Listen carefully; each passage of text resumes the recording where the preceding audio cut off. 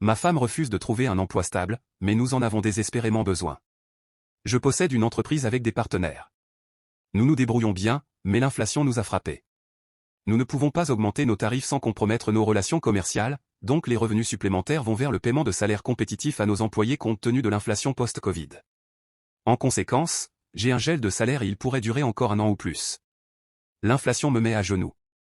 Au début, c'était inconfortable, mais maintenant c'est devenu un véritable problème. Le stress lié à mon travail me tue. Nous vivons dans une zone à coût de la vie élevé, et si je devais passer à un emploi moins stressant dans mon domaine, je subirais au moins une réduction de salaire de 33%, en plus de la coupe liée à l'inflation que j'ai déjà subie.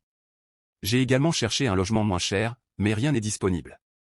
J'ai tellement de stress au travail que ma famille, mes collègues, mes amis, les clients et ma femme s'inquiètent pour moi. C'est grave. En raison de la taille de notre entreprise, nous ne pouvons pas offrir de bons avantages sociaux, donc nous avons un plan avec une franchise élevée. Nous perdons de l'argent. Je travaille plus de 60 heures par semaine. Ma femme travaille à temps partiel pour une organisation à but non lucratif et prend parfois des petits boulots pour gagner un peu plus. L'organisation ne peut pas l'embaucher à temps plein. Comme c'est le cas actuellement, elle gagnerait littéralement plus d'argent en travaillant à la caisse chez Target. Elle a eu l'opportunité d'accepter un emploi à temps plein avec d'incroyables avantages et un salaire de 60 000 $. Elle ne savait pas si c'était ce qu'elle voulait faire pour les 5 à 10 prochaines années. Pendant ce temps, j'ai l'impression de mourir lentement. Je n'ai pas le temps de prendre soin de moi.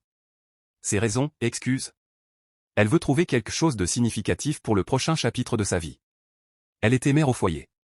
Elle veut de la flexibilité pour les étés à cause des enfants. Les coûts de garde d'enfants pour l'été, pas un problème pendant l'année scolaire. J'ai exposé les coûts de garde d'enfants et comment l'augmentation de son salaire, plus nos économies de plus de 10 000 $ sur les dépenses médicales, couvrirait une nounou d'été avec beaucoup d'argent restant. Évidemment, je ne peux pas la forcer à trouver un emploi, mais je ne peux pas continuer à vivre comme ça. Et oui, j'en ai parlé.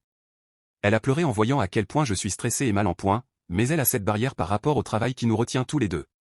Pendant ce temps, je crains littéralement une crise cardiaque dans un avenir proche, et je suis tellement rempli de ressentiment.